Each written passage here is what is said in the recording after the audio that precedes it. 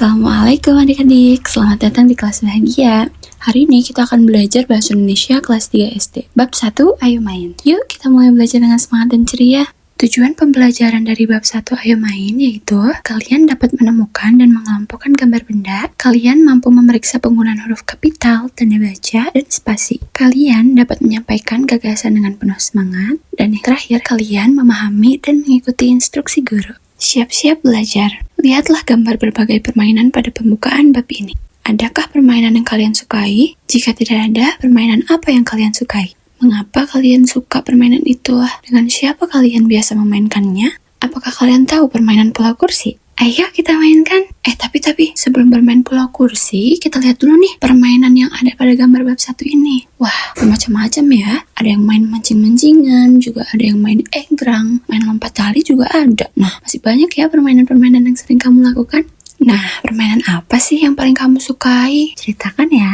Ikuti petunjuk guru. Duduklah di sebuah kursi, berhati-hatilah, ikuti petunjuk gurumu. Bayangkan kalian tinggal di pulau sebesar kursi, kalian tidak boleh bergerak. Di sekeliling kursi adalah lautan. Waspadalah, berhitunglah 1-50. Apa yang kalian rasakan? Mana yang kalian lebih sukai? Bergerak bebas atau diam? Cobalah bermain ini di kelasmu. Nah, sesekali kamu jadi hiu, dan sesekali kamu menyelamatkan diri di kursi. Bagian mana yang kamu suka? Apakah menjadi hiu yang bergerak bebas atau diam di kursimu? Bacalah dengan cermat, judulnya Lompat Tali. Putar lebih cepat, seru Tio. Anis dan Edo memberi semangat. Tali karet diputar dengan cepat, Tio mengambil ancang-ancang. Kemudian, hop-hop. Di sini, teman-teman perhatikan ya, kata yang bercetak warna kuning, yaitu ancang-ancang. Gagal. Tali membelit kaki Tio, dia terjatuh tetapi tetap tertawa. Kini, Tio mendapat giliran memutar tali. Pemain berikutnya adalah Anis. Apakah Anis akan berhasil? Kata yang bercetak warna kuning adalah membelit. Di sini kita mendapatkan kosakata baru, yaitu ancang-ancang yang artinya persiapan dan membelit yang artinya melilit atau mengikat. Lengkapi kalimat berikut ini dengan ancang-ancang atau membelit. Adikku cemberut. Aku tahu biasanya itu tanda dia akan menangis. Aku mengambil ... Nah, karena mengambil merupakan persiapan, maka jawaban yang tepat adalah ancang-ancang. Maka kalimatnya menjadi, aku mengambil ancang-ancang, kemudian melompat sambil bergaya. Ku ajak adikku memainkan permainan anak gorila. Dia memeluk dan ... kakiku sambil tertawa. Jawaban yang tepat adalah membelit. Kalimatnya menjadi, dia memeluk dan membelit kakiku sambil tertawa. Bahas bahasa. Jawablah pertanyaan berikut ini. Menurut kalian, cerita lompat tali bercerita tentang apa? Pilihlah jawaban yang tepat dengan membubuhkan tanda centang. Nomor 1, cara bermain lompat tali. Jawabannya adalah benar, karena ada yang diputar dan ada yang melompat.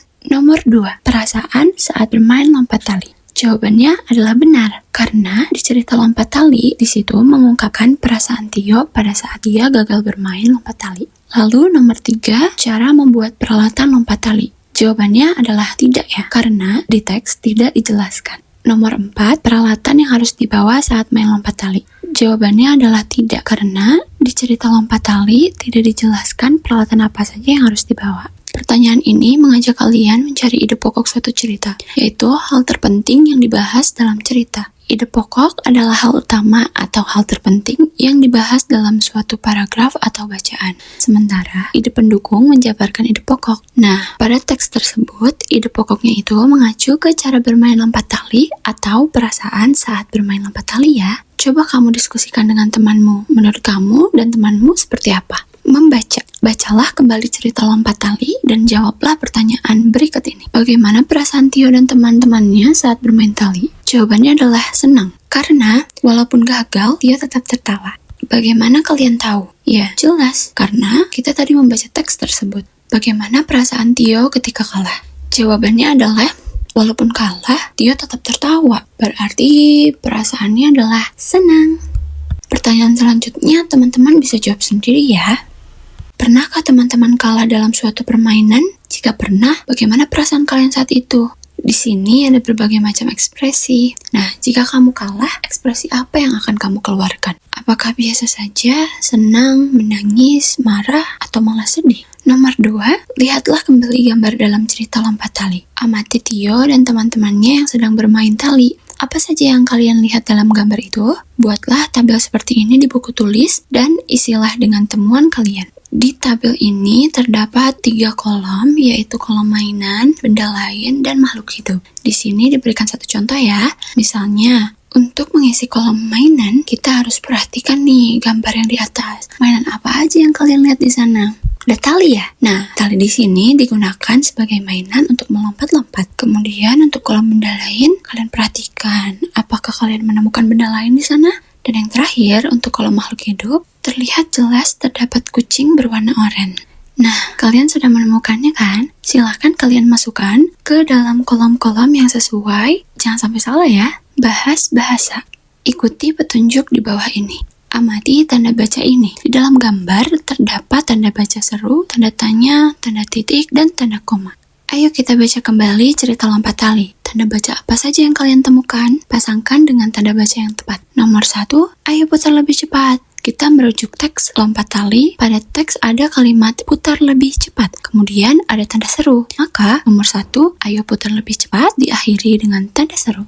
Nomor 2, tali membelit kakinya. Perhatikan pula kalimat tali membelit kaki Tio diakhiri tanda titik. Maka nomor 2, tali membelit kakinya diakhiri pula dengan tanda titik. Nomor 3, Tio tertawa. Perhatikan kalimat dia terjatuh tetapi tetap tertawa diakhiri tanda titik. Maka nomor 3, Tio tertawa juga diakhiri dengan tanda titik. Lalu yang terakhir, apakah dia akan berhasil? Nah, perhatikan kalimat terakhir. Apakah Anis akan berhasil? Ditutup dengan tanda tanya. Maka nomor 4, akankah dia berhasil? Juga akan diakhiri dengan tanda tanya. Pahami lagi ya penggunaan tanda baca titik, koma, tanda tanya, dan tanda seru. Tanda titik di sini untuk mengakhiri kalimat berita, tanda seru untuk mengakhiri kalimat perintah atau seruan, dan tanda tanya untuk mengakhiri kalimat tanya. Nomor 2, perhatikan huruf yang berwarna merah. Andika dan Areta sedang bermain congklak. Johan duduk melihat saja. Dia tetangga baru dari Maluku. Bagaimana cara memainkannya? Tanya Johan berulang-ulang. Jawab Andika, sabar, nanti kamu dapat giliran. Baik, terima kasih, sahut Johan. Perhatikan penggunaan huruf kapital. Huruf kapital di sini digunakan untuk menuliskan nama orang dan asal daerah. Lalu, huruf kapital juga digunakan pada awalan kalimat. Jadi, setiap awal kalimat kita harus menggunakan huruf kapital. Huruf kapital digunakan pada awal kalimat dalam petikan langsung. Nah, kalau ada petikan langsung, itu juga diawali dengan huruf kapital ya. Salinlah cerita congklak di buku tulis kalian. Perhatikan perbedaannya. Huruf yang berwarna merah adalah huruf kapital.